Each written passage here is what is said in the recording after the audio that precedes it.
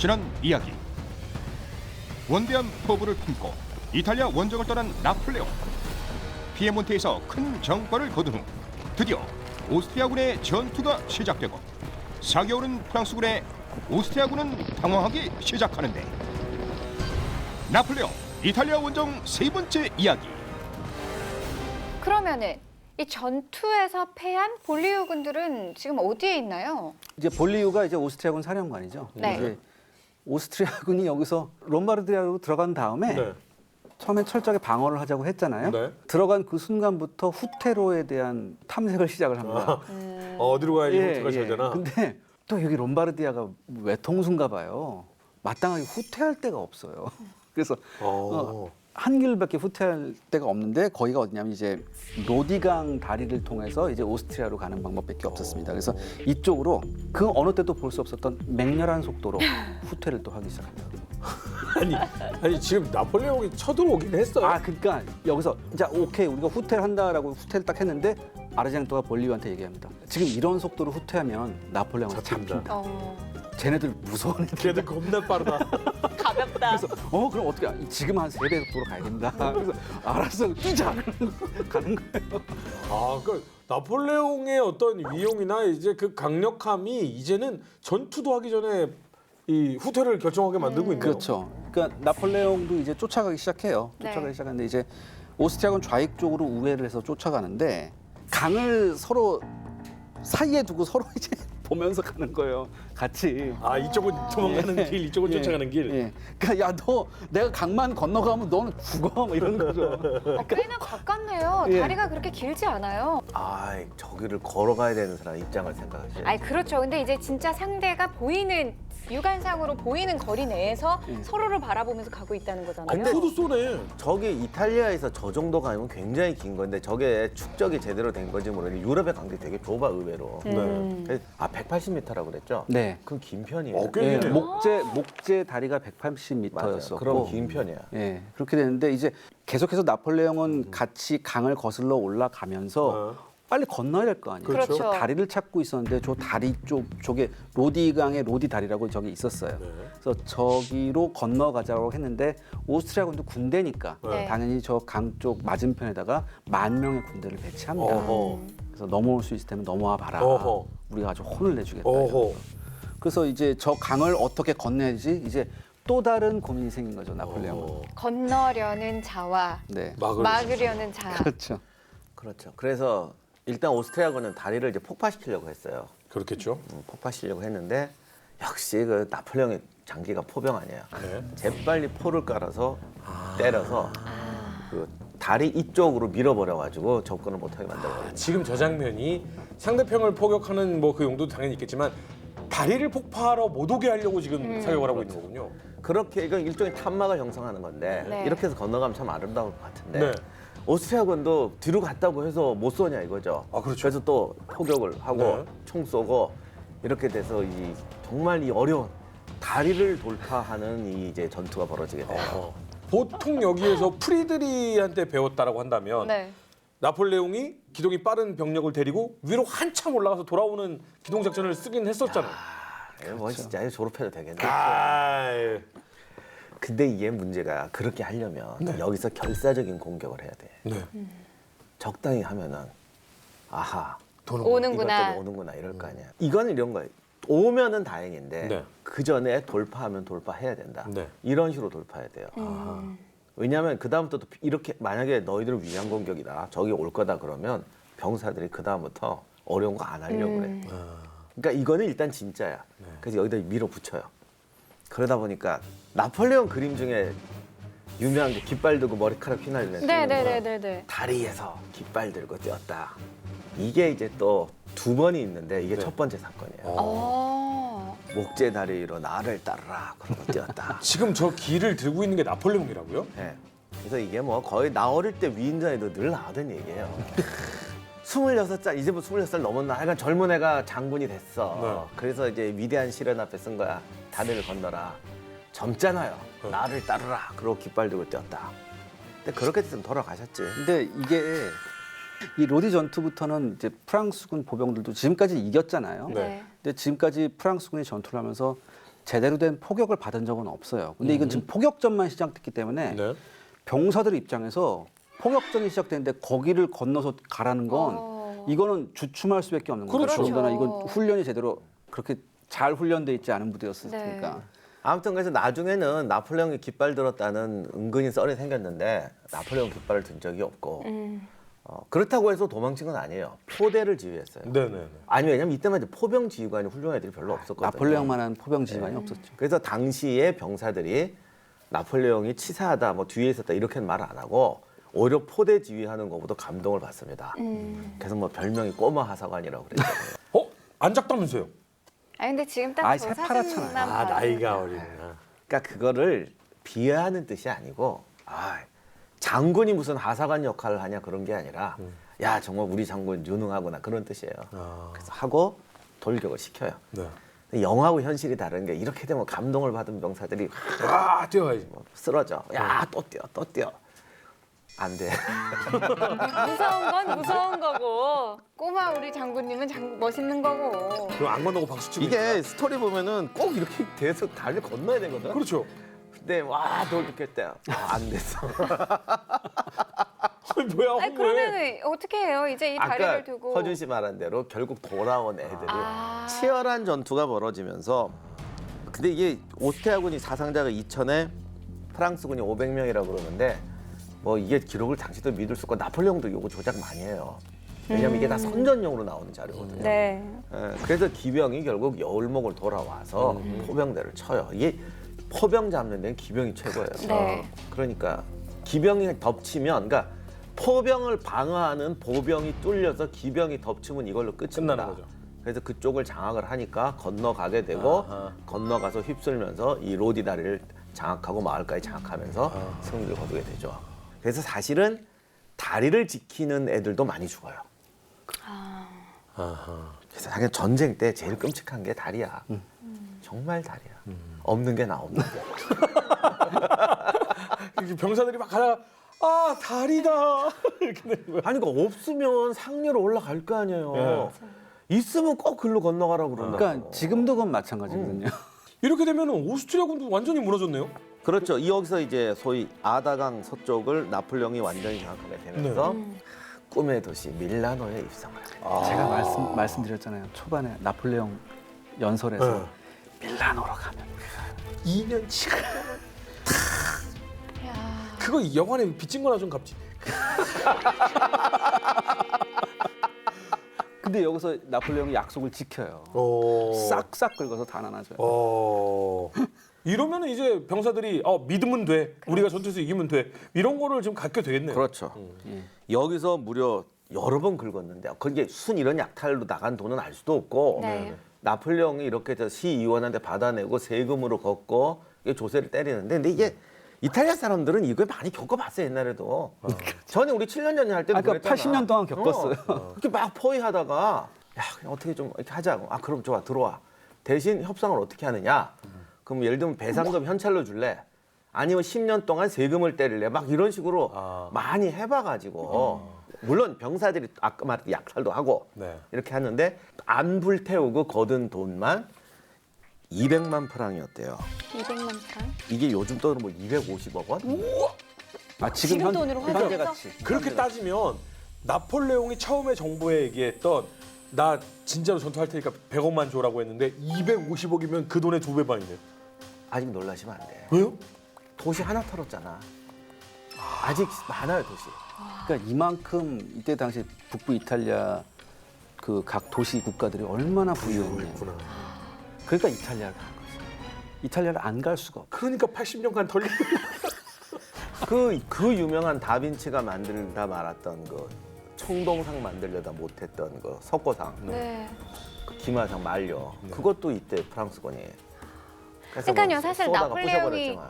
이런 예술품들을 프랑스로 옮기는 데에 굉장히 많은 공을 했다라는 그렇죠. 얘기가 후대에도 굉장히 들리고 있잖아요. 그래서 나폴레옹이 벌써 여기 갈 때, 근데 나폴레옹이 좀 다른 게 다른 놈들 같으면 그냥 골동품 챙기고 뭐 마음에 드는 거 챙길 텐데 이 아저씨는 이미 갈 때부터 총재 정부에다가 탁 전문가를 보내라.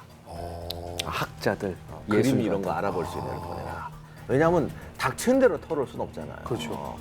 예를 들면 뭐 다빈치의 그 유명한 최후의 만찬을 털어 간다. 이 역효과가 더 커요. 그래서 여기서 되게 기차게 고르더라고. 괜찮은 건데 빼도 티 안 나는 거. 뭐 약간 국민들이 공분을 하지 않을 것. 하여간 이렇게 해서 잘 골라서 좋은 걸로 가져와요.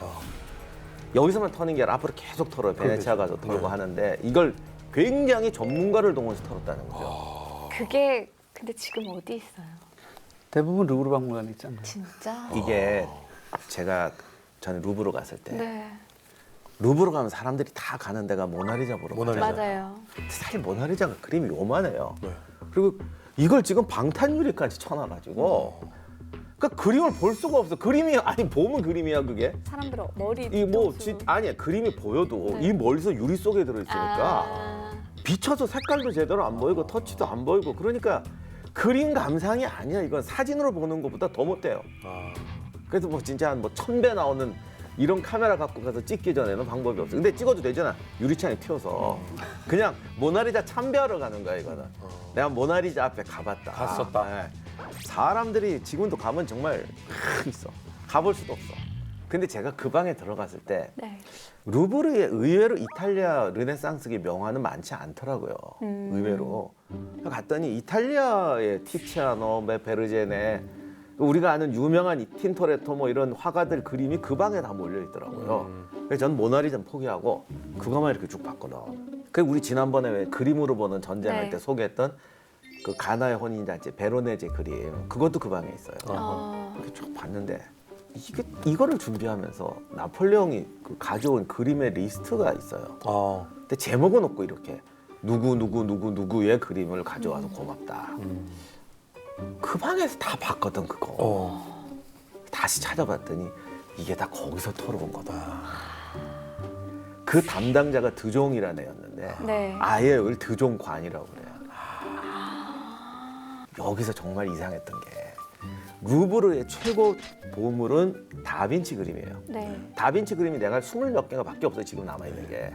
그중에 몇 개가 루브르에 있어요. 근데 이상하게 그 방에는 모나리자만 걸려있고 나머지 다빈치 그림은 복도에 있는 거야. 정말 이상했거든. 왜 그러지? 그 생각에는 너무 또 같이 모아놓으면 값이 떨어지니까 여기서 모나리자만 보고 저기 가서는 다빈치 따로 봐라.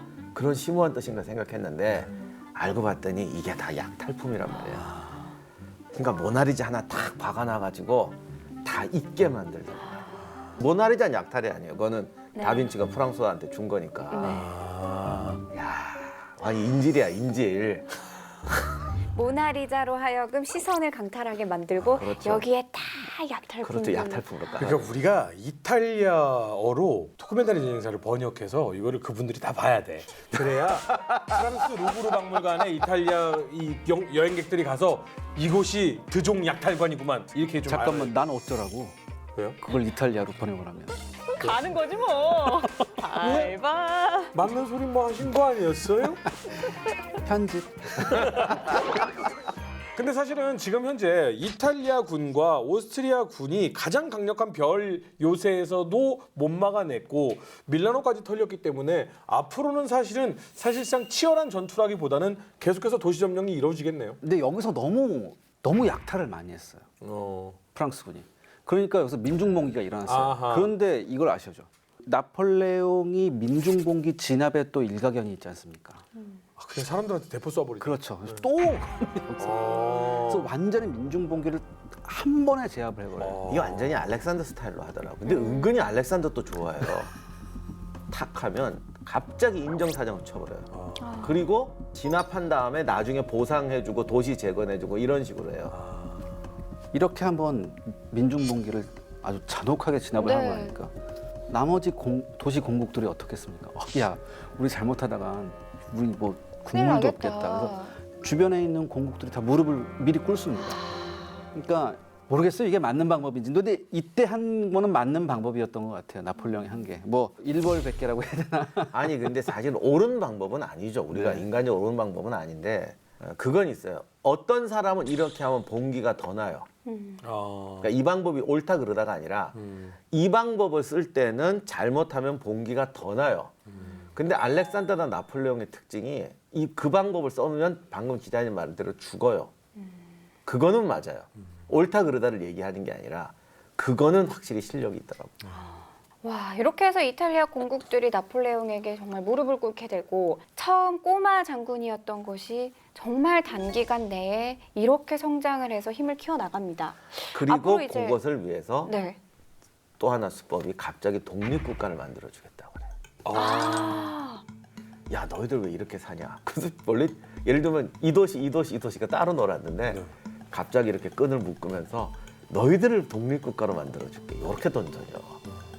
나는 자유의 전파자야 막 이러면서 내가 이탈리아 역사 잘 아는데 너희는 원래 독립국가 해도 되는 애들이었어.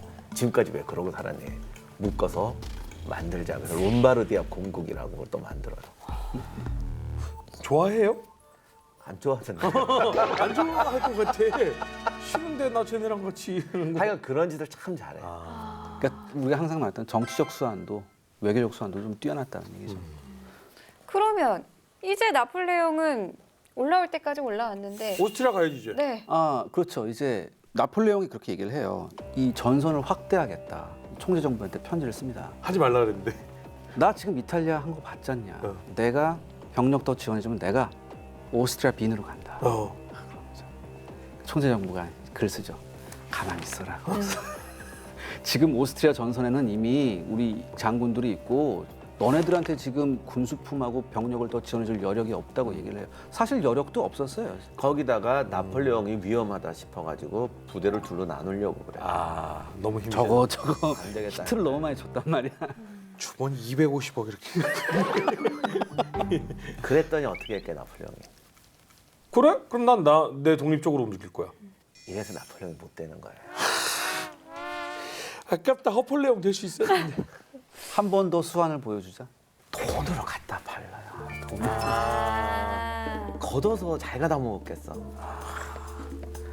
아니 자기들은 한 50억 생각했는데 도시 하나 털어갖고 200억을 바쳐.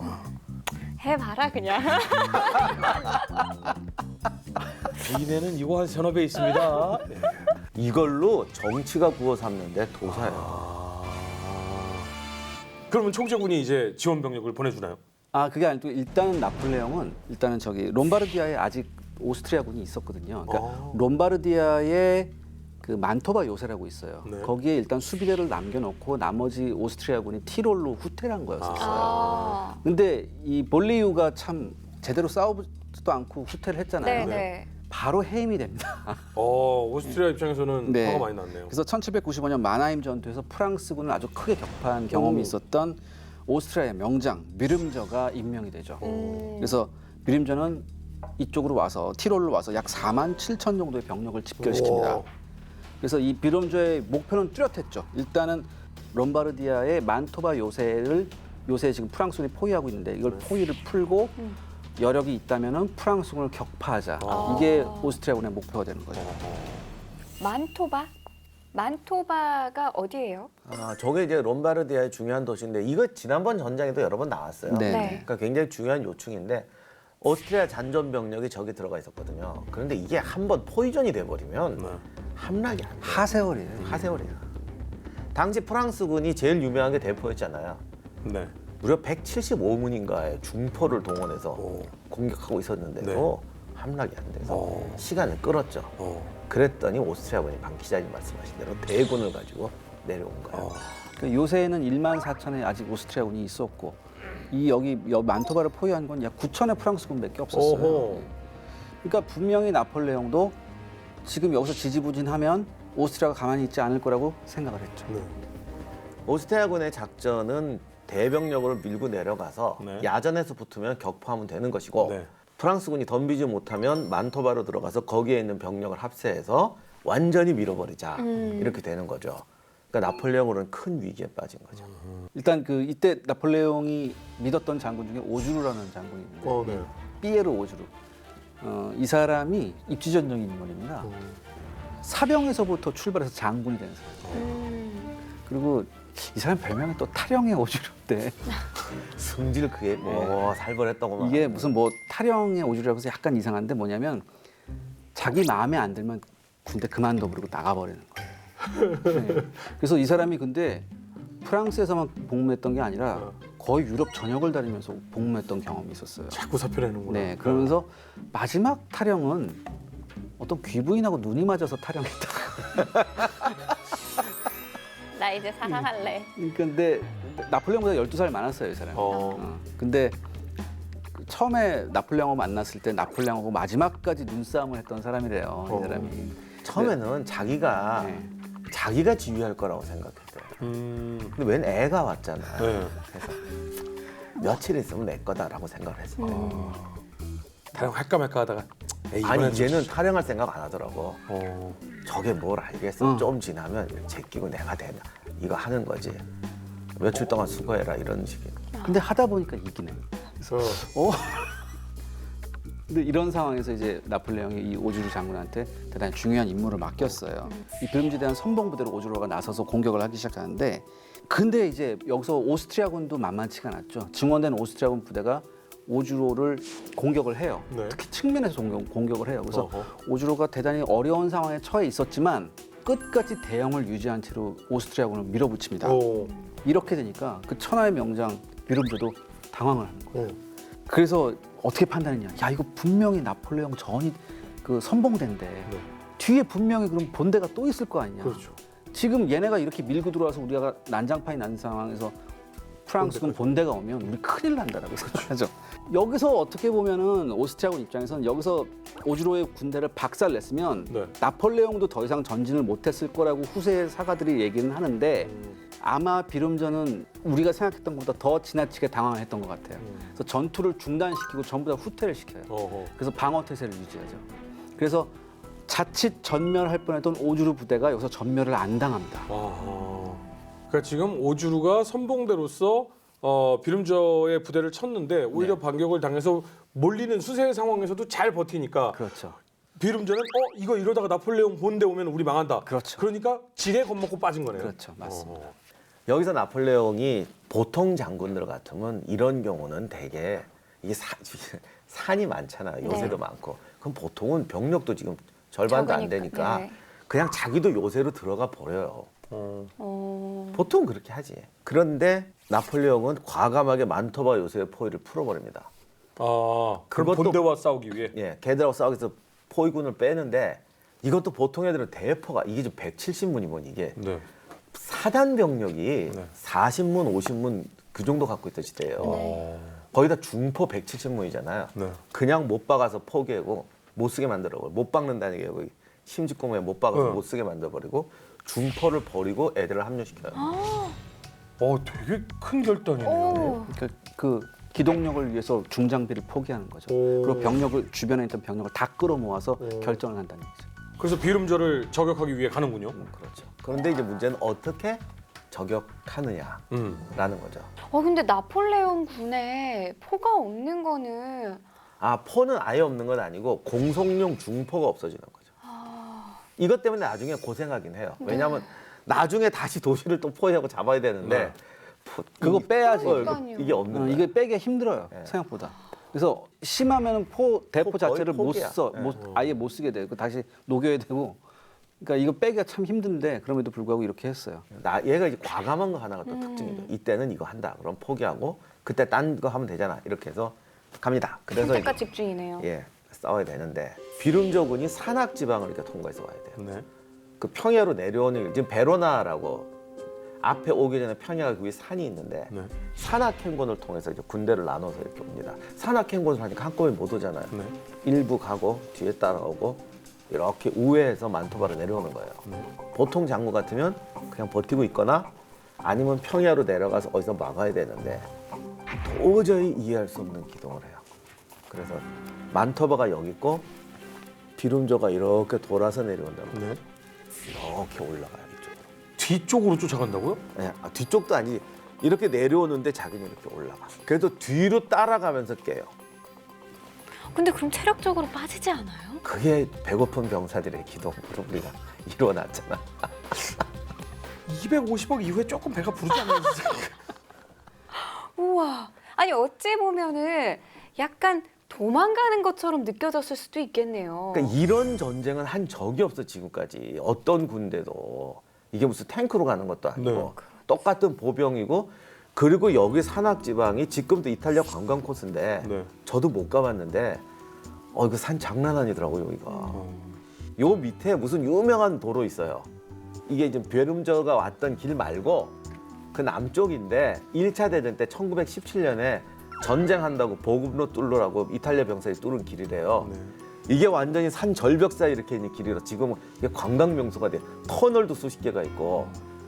근데 그 위쪽 길은 도로가 좀 있긴 했지만 하여간 이런 산지인데 이렇게 오니까 비름저도 대단한 뭐를 쓴 거지. 산악으로 강행해서 나폴레옹군이 있으니까 이렇게 돌아서 만토바로 들어간다. 근데 보통 애들 같이 여기서 버티면 네. 합쳐서 칠 것이고 그렇죠. 이렇게 가서 맞겠다고 그러면 앞뒤로 맞겠죠. 네. 그럼 뭐 방법 없잖아. 튀어야지. 그때 나폴레옹은 이렇게 내려온다고? 그래? 이렇게 올라가서 본대를 치고 뒤로 따라가요. 그래서 하나씩 패겠다고. 오. 또 한 번 각계격파, 우회기동 각계격파, 나폴레옹의 전매 특허. 근데 나폴레옹이 그렇게 뒤를 쫓아갔습니다.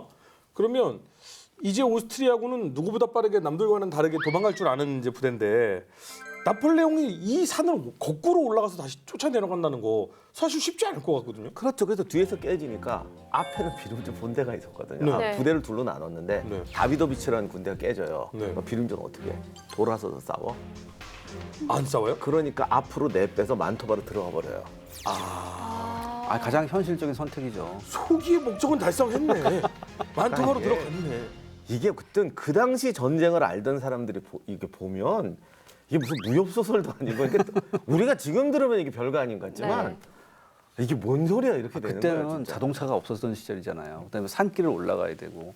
근데 그럼에도 불구하고 이렇게 신속하게 기동했다는 건 지금도 좀 불가사의한데. 뒤에서 이렇게 찔러. 그래서 비름저가 만토바로 들어가니까 네. 구원군이 아니라 걔들 같이 도망와서 도시 안에 인간으로 꽉 차게 돼요. 바글바글. 그럼 이렇게 되면 아까 그 대포 못 쓰게 했던 게 대포. 너무 아쉽죠. 그러니까요. 근데 뭐 현실적인 선택이었어요. 네, 그렇죠. 그걸 냅뒀으면 또 중포를 땅에 묻었어야지. 그거 묻는 시간에 이미 다 끝난 거죠. 그래서 이제 엔지니어를 동원해서 뽑으려고 해요. 근데 뽑힌 것도 있었겠죠. 근데 대부분이 안 뽑혔다고 하더라고요. 그럼 포기해야 돼요? 만토바는 그냥 바글거리게 놔두고 딴 데로 가야 됩니까? 근데 여기 오니까 천하의 나폴레옹도 방법이 없는 거야. 대포 없이 어떻게 할 수가 없잖아요. 그래서 이제 지구전으로 가는데 본인은 그렇게 생각했겠지. 도시에 과잉 인구가 들어갔으니까 이건 100% 병나든지 식량 떨어진다 뭐 했을 텐데 갑자기 북쪽 전선에서 격변이 벌어집니다. 아, 라인강. 네. 10월에 라인 반면에 있었던 이제 프랑스 명장 모로가 합스부르크 이제 왕가 그 카일 대공이 지휘하는 오스트리아군한테 에머딩겐에서 대패를 합니다. 아하. 이게 원래 너는 나폴레옹 너는 가서 흔들어라. 그래서 병력이 오스트리아군 일로 분산되면 모로만 진 게 아니라 그 위에 하나 더 있었거든요. 네. 이 이계군이 들어가겠다는 그렇죠. 얘들이 깨끗하게 다 진 거예요. 그러니까 저도 그냥 진 게 아니라 아주, 네. 그 방면군이 사라져 버립니다. 프랑스. 탈영했습니까? 아니요. 그러니까 이제 전선 자체가 뻥 뚫린 거예요. 이렇게 되면 오스트리아 입장에서는 두 가지 선택 중에 하나죠. 네. 밀고 들어가느냐, 아니면 만토바를 구하러 가느냐. 네. 하지만 오스트리아군 판단에서는 만토바를 구하는 게 더 중요하다고 생각했어요. 그래서 만토바를 이게 귀족 군대의 당잖아요. 그렇죠. 귀족 군대는 이게 의리라고 표현하기는 그런데 명분을 따라간다고 그럴까? 하여간 그런 게 있어요. 그러니까 유력한 귀족 장군이 저런 요새에서 전사를 하면 안 돼요. 그러니까 이제 만토바를 구원하러 가는 겁니다. 만약에 같은 경우에 나폴레옹이 있었다면 아마 나폴레옹 만토바를 안 갔을 거예요. 파리로 간다. 파리로 갔죠. 그렇죠. 대포 쏘면서. 그러니 속으로 얼마나 열받았겠어. 아니 이것들이 절로 가야지 왜 일로 와? 어우, 나 같으면은 절로 가는데. 그래 나폴레옹은 미칠 뻔한 게 자기가 지금 젊은 나이에 이탈리아에서 대승리를 거뒀는데 네. 네. 마지막 순간에 남들이 잘못하고 또 이것들이 바보같이 굴어가지고 그렇죠. 지금 모든 군대가 자기한테 오는 거예요. 네. 그래서 3배의 적하고 싸워야 되는 데다가 그러네. 결국은 자기가 지금 먹은 걸 다 토해놓고 도망가야 되는 상황이죠. 이렇게 되면 네. 이 바보들 때문에 왜 그러는 거야? 왜 그러는 거야? 어떻게 해요? 이제 다음 이제 이 만토바 구원 작전에는 이제 알빈치라는 노장한테 맡겨집니다. 네. 61살 잡수신 분인데 오. 4만 7천의 병력을 모아서 이제 둘로 나눠 진격을 야, 하시는데 엄청 많이 오는. 네. 그러니까 얘들이 만토바 애들하고 합치면 7만이 넘어요. 지금 나폴레옹은 3만이 안 되는 상황이잖아요. 그렇죠. 근데 이제 단 알빈치 휘하에 있는 병력은 대부분 신병이었어요. 그 반면에 나폴레옹 군대는 지금까지 발전노장이죠. 무수한 실전을 네. 거쳤었고 이제 나폴레옹 병력을 넷으로 나눴습니다. 그래서 나폴레옹 자신이 직접 지휘하는 2만의 병력을 가지고 오스트리아군 2만 8천 주력과 격돌을 하게 되는 거죠. 네. 근데 나폴레옹은 처음에 이렇게 생각했어요. 그래도 쟤네가 병력은 많지만 신병이니까 신병이야. 우리가 한번 확 보여주면 좀 주춤하겠지라는 생각했는데 의외로 잘 싸우는 거예요. 그래서 명장 밑에 약졸 없다고 잘 싸웠어요. 얘가. 그래서 나폴레옹이 이제 브렌타강을 건너가지고 오스트리아군을 공격하고 오스트리아군이 그걸 막아내는 이런 공방전이 계속해서 이어집니다. 근데 끝내 나폴레옹이 이 전투에서 패배라고 후퇴를 해요. 프랑스군은 3,000의 사상자고 800의 포로가 났고요. 엄청 많이. 예, 오스트리아군도 비슷한 사상자가 났었습니다. 근데 아무튼 이렇게 됐지만 전략적으로는 오스트리아군의 승리죠. 그렇죠. 왜냐면 같은 병력이 갈려나가면 병력이 적은 나폴레옹 군대가 지게 되는 거죠. 맞습니다. 근데 수치적으로만 봤을 때는 오스트리아군의 사상자도 만만치 않아요. 근데 이제 오스트리아군은 훨씬 병력이 많았잖아요. 7만 대. 그렇긴 뭐, 하지만은 어떻게 보면 압승이라고 표현하기에는 아, 이 시대 전쟁은 압승이 거의 없어요. 거의 비슷하게 죽어요. 왜냐면 비슷하게 썼는데 서서 싸우니까 그냥 이겼으면 이긴 거예요. 그렇지. 이겼으면. 근데 나폴레옹 입장은 정말 답답하겠네요. 그러니까 원래는 너 보조만 해라고 했는데 보조가 아니라 주된 역할까지도 다 해줬는데 주력 부대라고 생각한 두 프랑스 부대는 망해버렸고 제 멍청한 애들이 왜 파리로 안 가고 나한테 와 그래서 당했는데 내 병력 갈려 나갔고 모든 걸 내려놓고 이제 가야 되잖아요. 이게 잘 생각해 보면 나폴레옹이 야전에서 치룬 첫 번째 패배일승. 아 그러네. 첫 패배네. 그래서 이제 나폴레옹이 편지를 쓰죠. 도저히 막아낼 수 없다. 네. 근데 이제 이게 나폴레옹의 병 중에 하나가 업다운 병인데 네. 지난번에 한번 말씀드렸던 것 같은데 이제 하다 보면 이제 나폴레옹 개인 얘기를 좀 안 할 수가 없는데 네. 나폴레옹이 이게 좀 애매한 것 중에 하나가 머리가 좋아서 네. 사람들 사이에서 어떤 위장도 참 잘해요. 그런데 사람이 늘 위장을 하잖아요. 네. 결국은 들통나게 돼 있어요. 그럼요. 그렇죠. 무슨 짓을 해도 안 그렇겠어요? 수백 명이 쳐다보는데 쇼해봤자 다 들통나게 돼 있어요. 여기서 오래가는 비결이 뭐냐? 절반은 진짜로 하는 거야. 아하. 진실이 섞여 있어야지. 진짜 모습이 섞여 있어야지. 근데 이 진실이 왜 사람들이 썩느냐? 졌잖아요. 네. 좀 업되면요. 야, 뭐 멋있는 말 쓰잖아. 뭐 수천 년 역사가 여기 있고 뭐 또- 우리가 뭐 위대한 일을 해냈다. 나폴레옹이 또 필력이 좀 좋습니까? 그러다 갑자기 팍 깨지면 나 죽을 것 같아. 이제 모든 것을 버리고 우리는 뭐 이상한 문장으로 써서 보내요. 근데 그런 거 보면 프리드리하고 약간 비슷해요. 근데 옆에서 보면 더 하대. 사람의 증언이 다 틀린 게 네. 이번에 그 일로 나폴레옹은 거의 뭐 자살하려고 했다. 뭐 그 정도까지는 아니라도 뭐 죽을 그런 일도 몇 번 있어요. 야 이제 정말 죽으려고 그랬고 뭐 애가 이러고 뭐 정신을 못 차리더라. 그 다음 날 아침에 삐리삐리 해갖고 야 어떻게 좀 이렇게 나도 해보자. 근데 이기는 거예요. 그 사람들이 이거는 우연이야. 쟤 어제 눈이 퀭해가지고 이러고 했는데 이게 재수 좋게 이겼어. 이게 이러니까 증언이 막 헷갈리는 거야. 근데 나폴레옹의 업다운 병은 뭐냐면 진짜로 다운돼. 조금만 무슨 일 있으면 막 다운되고 뭐 예를 들면 조세핀한테 만나자거나 안 맞으면 그냥 기절해버려. 옆 애들이 보면 얼마나 한심해요. 유치하다 유치해. 그건 정말 좋은 편이죠. 죄송한데 프랑스 쪽에서도 이 방송을 보시면 안 될 것 같은데. 아니 근데 그거는 많은 사람들이 넘어갔으니까 그 바라스가 이탈리아 원정에 임명하고 밀어준 사람이 바라스인데 조세핀의 정부였던 눈으로 봤거든요. 처음에 만났을 때요. 네. 조세핀이 또 노련하잖아요. 남자 한두 번 다뤄봤나. 이 애가 그냥 이렇게 덤벼드니까 이거 그냥 넘어가면 안 되고 밀당을 해요. 이러면서. 그래서 예를 들면 전날 대기를 했단 말이죠. 그 오늘 이제 뭔가 되겠구나 하고 딱 갔더니 쳐다도 안 보고 저 남자가 옆에서 막 마주 맞으세요 이러다가 기절해 버린다고. 그러니 바라스가 이걸 보니까 저놈 저거 이태리로 보내면 내 손아귀에 있겠구나 이런 생각이 들게 만들어 버리는 거야. 이 인간이 참 웃기는 게 인간을 이성으로만 설득하지 않아. 인간은 결국 감정과 이성이 섞인 놈인데 내 눈앞에서 저 꼴을 봤는데 누가 와서 저놈은 능구렁입니다. 속에 뭐 야심이 꽉 찼습니다. 내가 케어할 수 있어.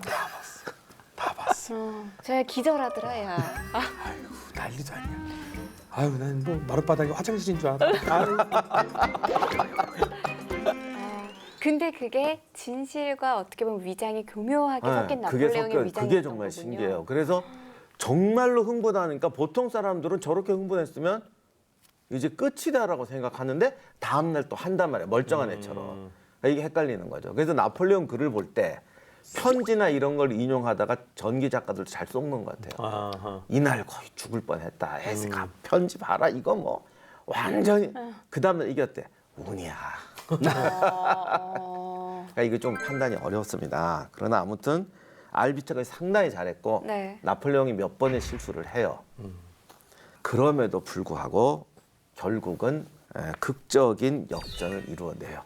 지금 나폴레옹이요? 프랑스 정부에 분명히 나 도저히 못 이기겠다라고 했고 패퇴를 해서 후퇴를 시작했고 지금 라인강 전역은 밀렸고 그러는데 여기서 역전을 한다고요? 그러니까 좀 간단히 말하면 후퇴를 하다가 네. 또 예에 기동을 해서 돌아치자. 여기서 이제 가장 결정적인 데가 이제 또 강을 건너야 돼요. 여기가 그 깃발 다리인가요? 아니 사람도 그러니까 얘가 우회해서 나를 못 칠 거라고 생각하잖아요. 야, 내가 봤을 땐 다리 찾아다니네 이분. 다리 좋아하네 아주. 맞아요. 그 유명한 아르콜 다리 전투가 시작이 됩니다. 그 유명한 나폴레옹의 깃발 전투이자 그 깃발에 어떻게 보면 우리가 아까 봤던 그림, 사진을 봤던 그 다리라는 거잖아요. 그렇죠. 네. 이제 어떻게 극복을 해 나가나요? 근데 이전에 벌써 여러 번 깨졌어요. 전투 지역을 잘못하고 베로나 주변에서 대패를 당하거든요. 이런 상황에서 사기도 떨어지고 병사들 다 알잖아. 이거 우리가 쫓겨 도망가나 보다. 이러는 상황에서 이 다리를 건너야 되는 이제 결정적 상황이 터졌는데 네. 그래서 이제 전설이 나오지. 다리를 향해서 이제 또 포격을 하고 네. 하는데 건너가야 되잖아요. 당연히 못 건너가죠. 네. 그때 나폴레옹이 탁 깃발을 들고 나를 따르라 이러고 이제 그 또 깃발이 삼색기 아닙니까? 얼마나 잘 보입니까? 그 금발을 휘날리면서 삼색기를 들고 나를 따르라 그리고 좁은 나무 다리로 뛰기 시작했죠. 근데 그걸 보고도 병사들이 무서워서 그렇죠. 반전이 있어요.